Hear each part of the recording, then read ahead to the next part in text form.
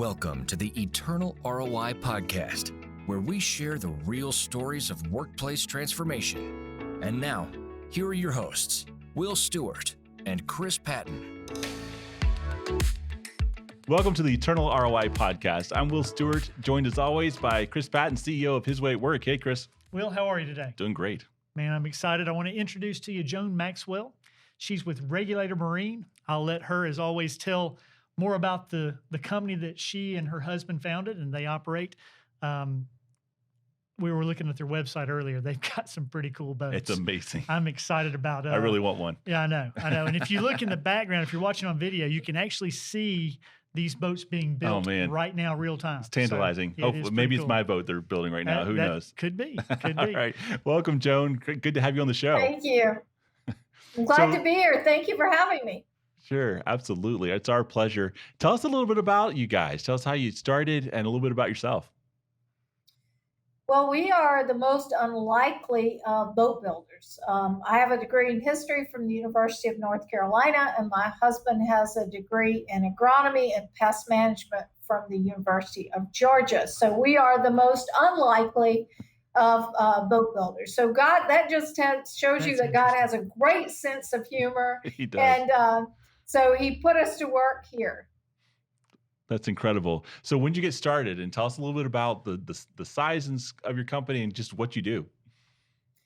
We started in 1988. So we started in an old A&P grocery store, and just with the idea of sort of building one boat. And now there are about 250 people who work here. And as you can see, this is no longer an old A&P behind me here. That's so right. we've been at work doing a lot of things over the last 30 some years, primarily focusing on building products that our customers want and to build products that we are proud each day to have go out of this facility, and building a team that will share that vision of not only excellence in product, but also excellence in remembering that, while there's a customer at the end of the line, God asks us for our best.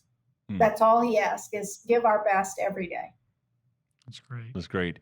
So as you said, you guys don't have a background in this, right? So Nope. Why boats? Of all the things you Why could do with your boats? life, yeah, why this? What got that started? Well, my husband grew up going to Hilton Head and fishing and having a great time working on boats, doing those kinds of things. So the idea of a boat, building a boat, was really his idea.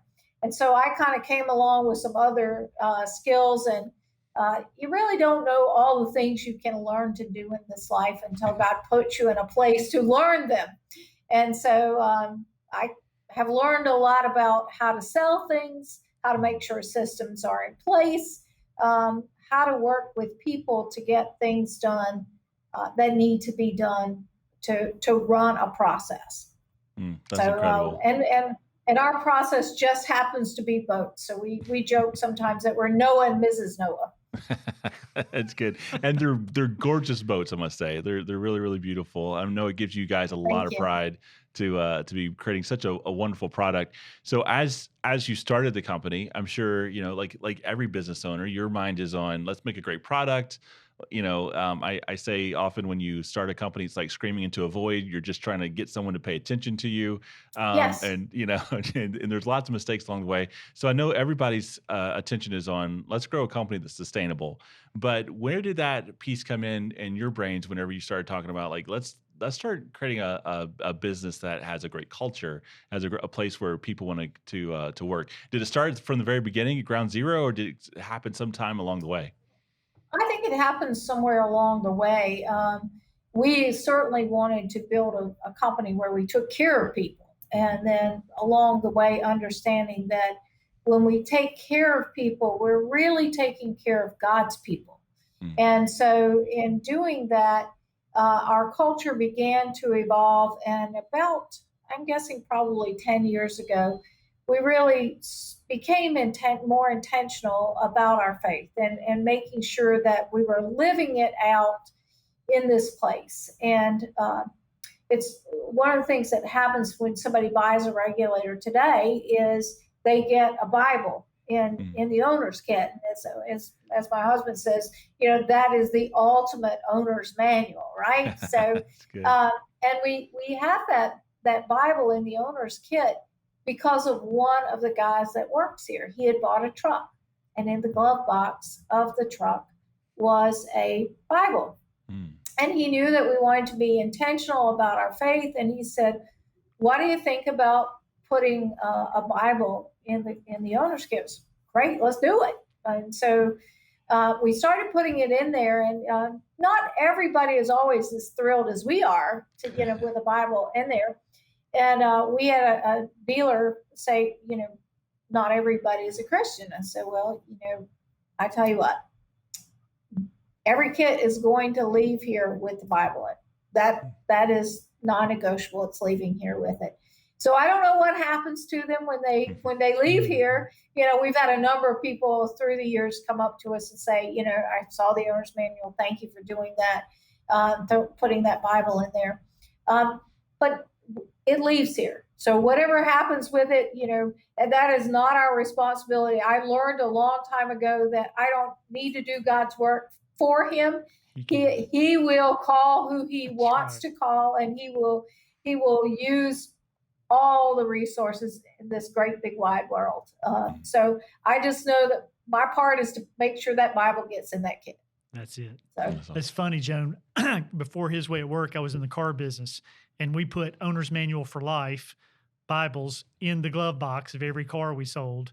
And those would go to other dealers. They would go to wholesalers, the auction, that kind of thing. And rarely did we ever have anybody push back. I actually had one guy call one time and say, I've recommitted my life to Christ because of this Bible that I read. And wow. I need to know where you got these because I'm a tractor salesman. And he said, I want to put these Bibles with my tractor owner kits. So that's amazing. It's some cool stuff. One thing I want to ask you, you mentioned a minute ago, you said that likely around 10 years ago, you guys got more committed or a little bit more intentional. That have anything to do with a Great Recession?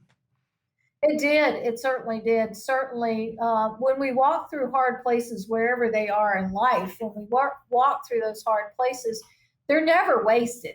Nothing that happens to us in life is wasted. God uses all of those, and he promises us that he's going to use them to his good and ultimately ours. So that did impact us, and we use that time to sort of take a look at life, take a look at the business. And as a result of that, we became more intentional about bringing our faith into everything we do.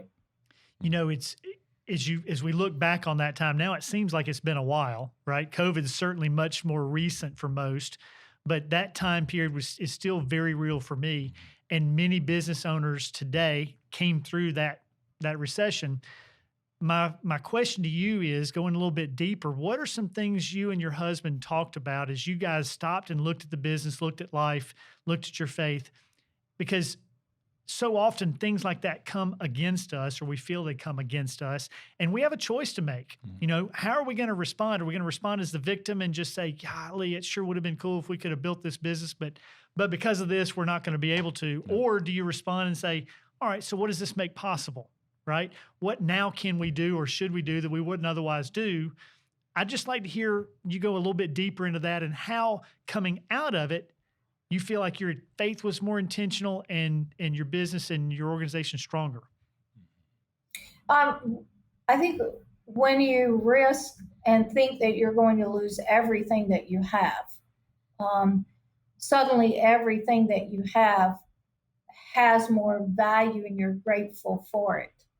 And we were looking at a place of, we don't know how deep this abyss is, how our business was off 70% in 1 year. And, we had, not only did we have what we do internally, but we have also, we're on repurchase agreements with some of the dealers, the financing arm for the marine industry, primarily as Wells Fargo. And Wells Fargo we had dealers who were on Wells Fargo, and some of those guys were saying, hey, I'm not going to be able to, pay these for these boats, and, come pick them up. And we had one dealer he was not financed through Wells. Wells is certainly the biggest, but he was not financed through Wells. But he came up and said, I'm getting ready to call the finance company. And I said, let me tell you, you're not getting ready to call the finance company. You're getting ready to call me for a pickup. And, it was over $1 million worth of product to come and pick up.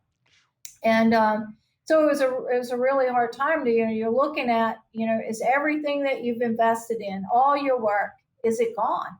Yeah. And, walking around the house going, it's been a great thing to live in this house. Are we going to continue to live in this house? And being very grateful to have had that privilege to live there and understand that if it goes, it goes,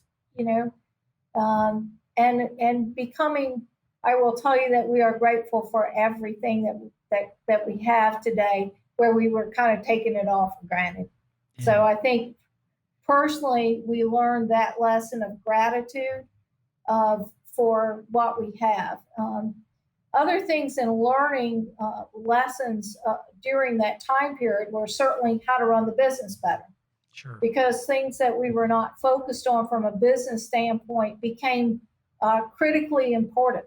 And so we learned a lot more about the business. So as you mentioned, coming into COVID, the world was very uncertain last March of 2020. And one of the things that did was everything stopped for a period of time.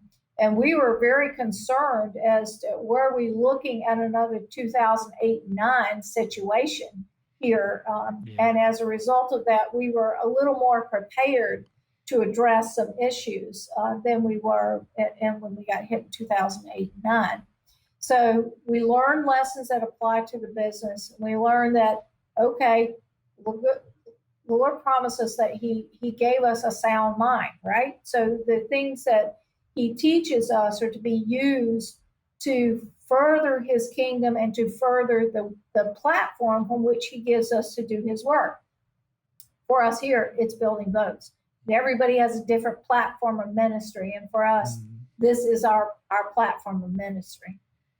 Yes. I don't know if I've answered your questions. I'm going around the bush a little bit. No, I'm with you. I'm with you. So anything that you could mention that comes to mind that you may have seen during 08-09 relating to how you cared for or addressed or even viewed your employees, your team back in 08-09 that you recognized going into COVID you could do differently because of something you learned?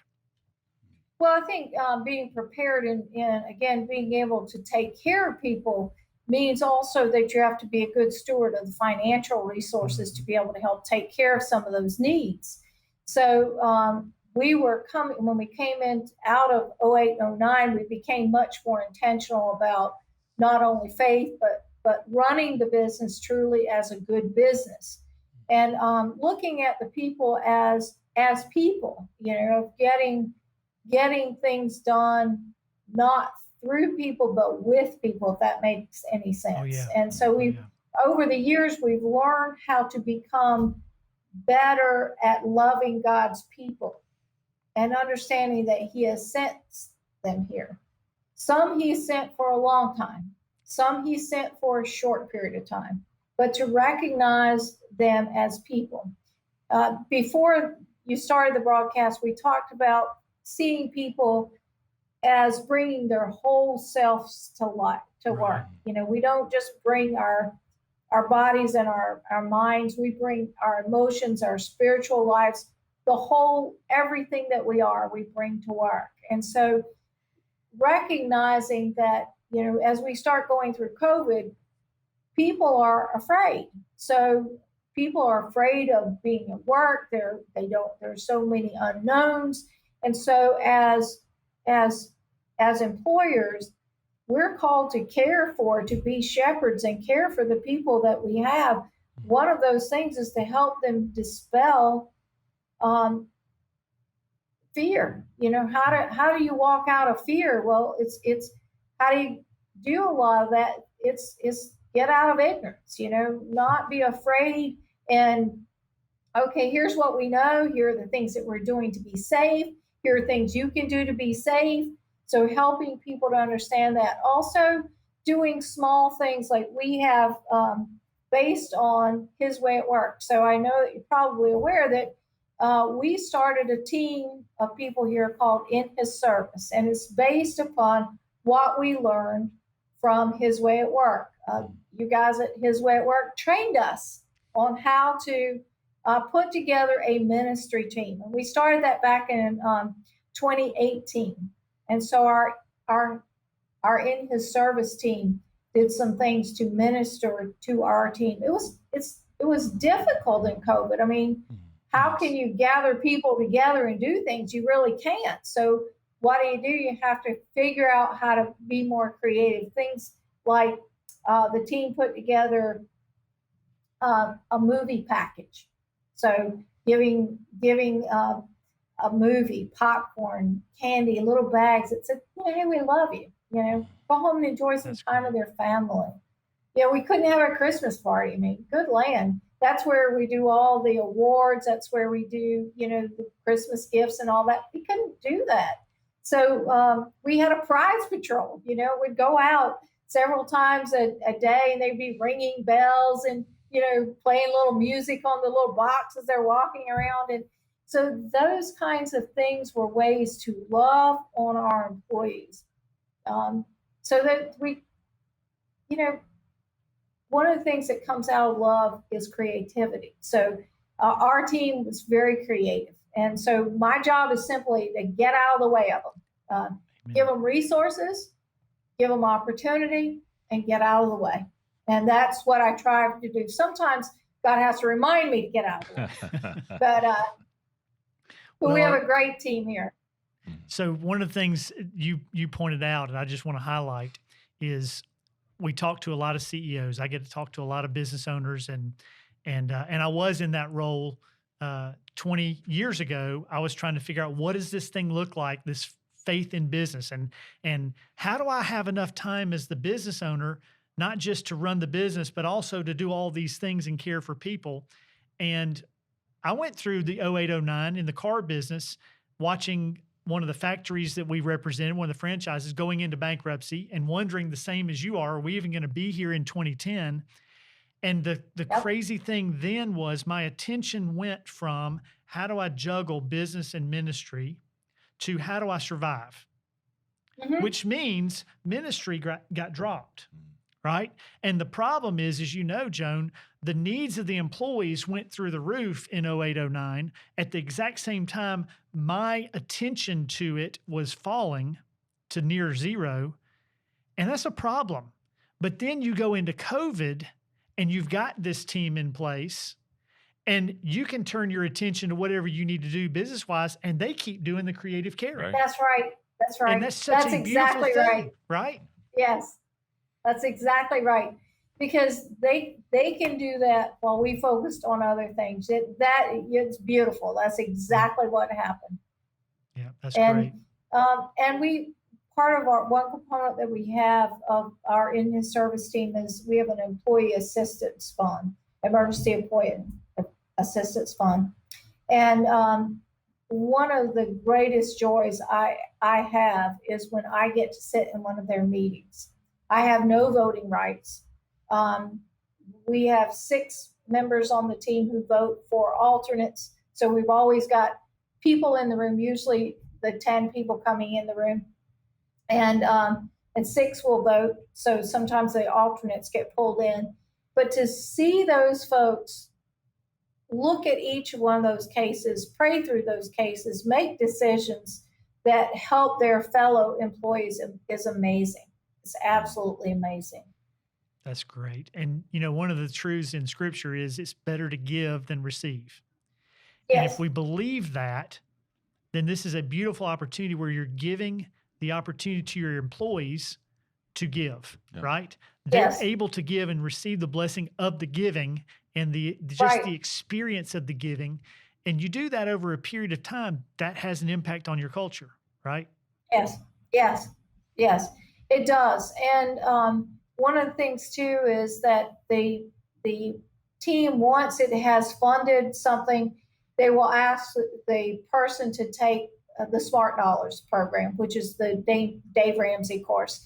So not only do we want to help today, but understanding if we make good decisions going forward, doesn't mean we're going to eliminate every emergency that may come up, but it will help to maybe be more prepared the next time something comes. Doesn't mean we'll eliminate them all. That's right. So helping people be empowered over their own lives.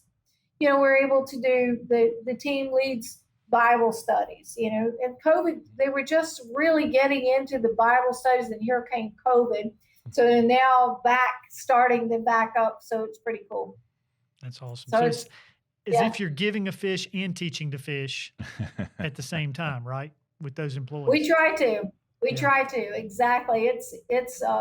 It's wonderful. I wish that Tony was here as well. Tony Gibbs is the person who actually is the facilitator for in his service. So we created a position here and focused on making sure that sometimes we think as business owners, well, there's not an ROI on that, right? So if you've got to have somebody, they've got to be, in the words my dad used to always say, honey, are you producing production today? He would always call up and he'd ask me, say, honey, are you producing production today? I said, yeah, Daddy, we're producing production.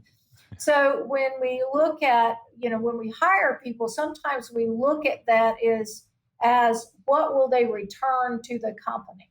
And so when we look at a position like Tony's position is, yes, we're returning to the company because she's helping to continue to build the culture and to build up the people here. So she is investing in our folks, and we are investing in her to do that. Yeah. And does that help? No, absolutely, Joan. And let's take that a step further. So, because that is a question that comes up a lot. How do I afford to do this? How can I give so much money toward this caring idea? And that's the soft stuff, or yeah, I'd love to do it if we were more profitable. But people see this too often as the investment in that ROI. The I is the investment in this process or in the gifts or in the person that's facilitating if they end up hiring somebody full time. But what they're forgetting is the return is not just what's directly happening with the employee that's being given to or assisted, but the return comes back in, wow, what happens with more employees that have less financial or other baggage because we're taking better care of them? What do? Well, they tend to take more ownership of their job. And when they do that, their productivity goes up. And lo and behold, turnover starts to drop.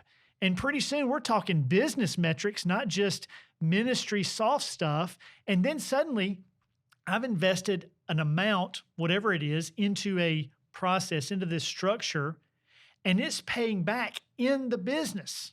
Now that's not the initial goal, but we hardly ever go far enough to measure that return. Yeah. But man, what does 10% drop in turnover do for our bottom line, right? And you got a stronger company that can withstand COVID when you've built a culture because you've invested in it. Yeah. I know I'm preaching to the choir, and I'm sorry if this is supposed to be about you, but I just can't help bring that out. I like your choir robe. I have a choir robe just like it. So it's a great thing to be able to not only invest in taking monies out of the business and being able to say, okay, not only does our in his service team support the emergency assistance fund, but it also decides some of the things that we support as a company. So they don't make all the decisions that we support from a charitable giving side of that. But we put money aside to do that, and we say, okay, these are things that we want to have you as a team look at to decide whether or not is this a place that regulators should be investing.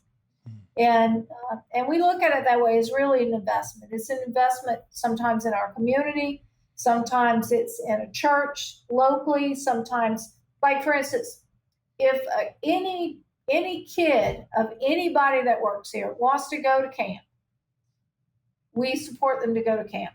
Okay, so there's a Christian camp near here called Camp Kale, and a lot of kids from here go to Camp Kale. So that's one of the ways that we say, okay, your child wants to go to camp.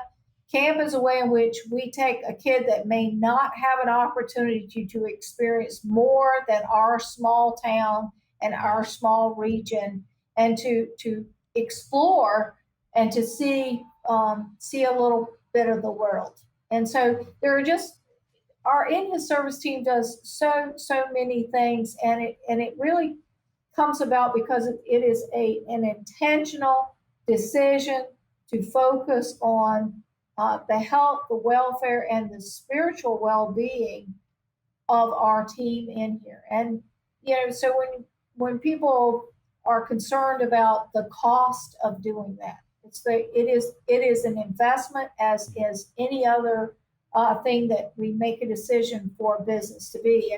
And for us, it really is. We live in this community. I mean, this is a small town. We're in a town of 5,000 people.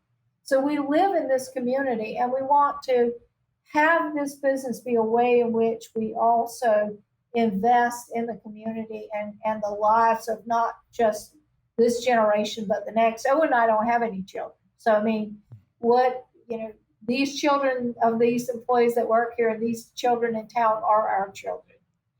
So, fantastic. It's a way to kind of reach back and to reach forward. I love the camp idea. That's a good one. I haven't heard that one yet, and which I think is fantastic. Are there any stories that come to mind where you say, like, here's the way that our caring team's been able to help an employee? Is there anything kind of near and dear to your heart of, like, if we didn't have a system set up, we may not have been able to help them like we were able to do? I will tell you one that when COVID first started, we didn't know where we were going. We really, at the beginning of it, we had some layoffs because, we didn't know where the world was going. Fortunately, people decided that they wanted to social distance on a boat. And so our business has been going crazy. So, but from the very beginning, we obviously didn't know. So we had some layoffs at the very beginning of that. And we had this one gentleman who was laid off at that time. And he just said, I just started work here. I've only been working here 3 weeks. I don't have power and I don't have water. And I was like, what? I had no idea this was going on with this gentleman, and said, go and see Tony. Go and see Tony right now. And we were able to help him to get water, power, to get him going. And he said, I'll do anything, if you can bring me back to work, I'll come back to work. So great, we'll do that if we can. We actually were able to do that. But it was one of those things that I don't know that I personally would have ever known that about the gentleman, that he was in that great a need. So we got all the bills all caught up and that kind of thing for him, so that he was able to have power and certainly water. But it was one of those things I didn't know. It's like, how many more people walk around us that in businesses that we do not know these things. So I will tell you, through the years, even before we had in his service, we would always find a way. So if we knew there was a need, we would always find a way. Yeah. So in this particular case, we were able to send him through the in his service team and get it resolved fairly quickly. One of the things that we always are mindful of is that, we never want to create a taxable event for an employee. So if we're doing anything for them, if you're already down in your good lane, you don't need to have somebody do something for you and say, oh, by the way, your taxes now just went up because of that. So there is a community foundation that we are able to utilize with a pass-through fund. And so that pass-through fund works very well for us to be able to say, Joan can't pay her rent, and So the pass-through goes through and pays the rent directly to the landlord. I never get the money. I wouldn't get the money. It goes directly to the landlord. So it creates a way in which people are able to be helped without complicating their lives further. And that was very critical to us as we set up the pass-through fund through the Community Foundation, which also has a donor advised fund piece of that. So we've got it set up where we can do things through for 501c3s or just general need. So I've probably given you a lot more information than you want. Love it. No, it's fantastic. What's the reaction been with your employees as they've seen physical examples of how you care? You know, it's one thing to put values on a wall. It's one thing to just, have the corporate quarterly meeting where the CEO says, if y'all need anything, my door's open, right? Yeah, exactly. What's it like? What's the culture? How have you seen the culture change and the attitudes of employees change as they know that you actually have their back?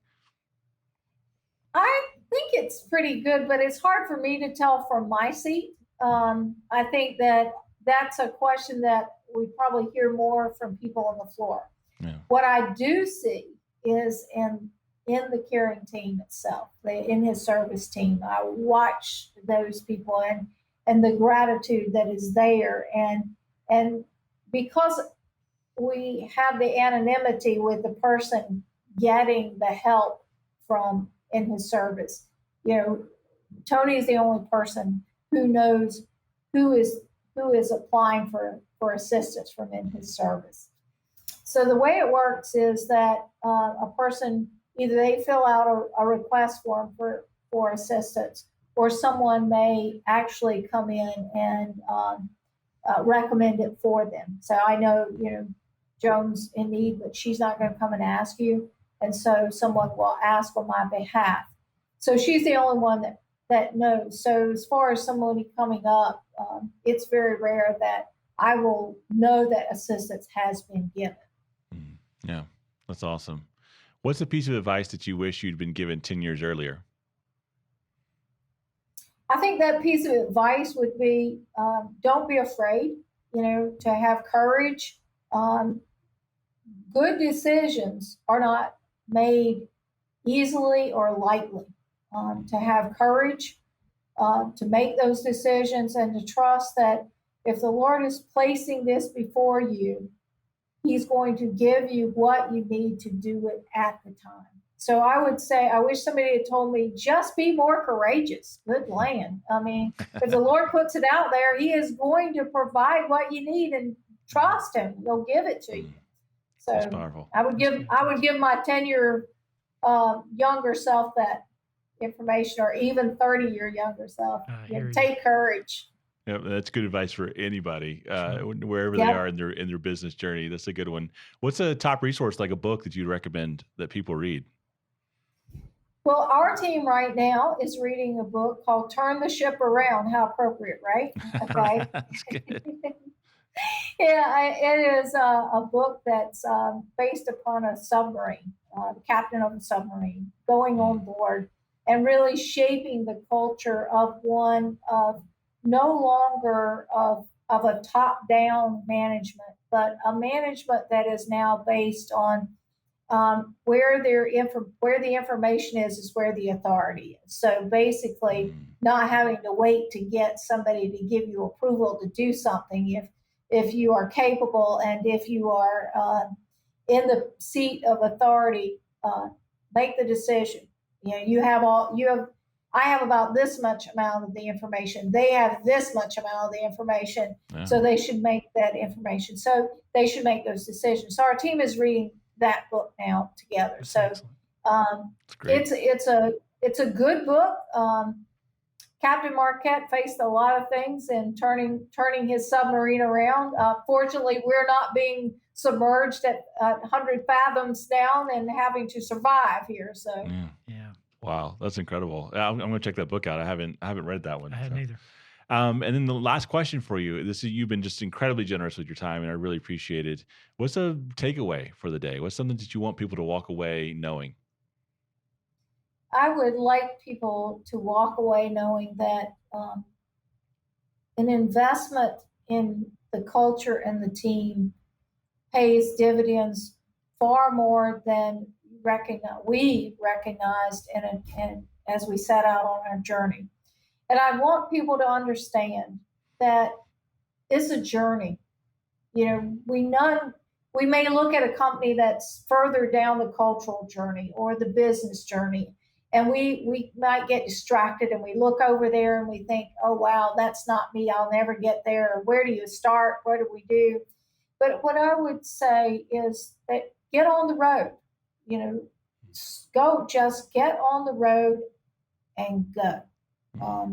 If you have a vision, God has given you a vision of where to go, get on the road. He'll provide what you need. So just do it. I would just say, just do it. God is so unbelievably good. He provides what we need. We have been facing over the last 6 months shortages of, you want to name it, we call it whack-a-mole around here. Of all kinds of things. And the things that we would have taken for granted, God has simply said, okay, you need it.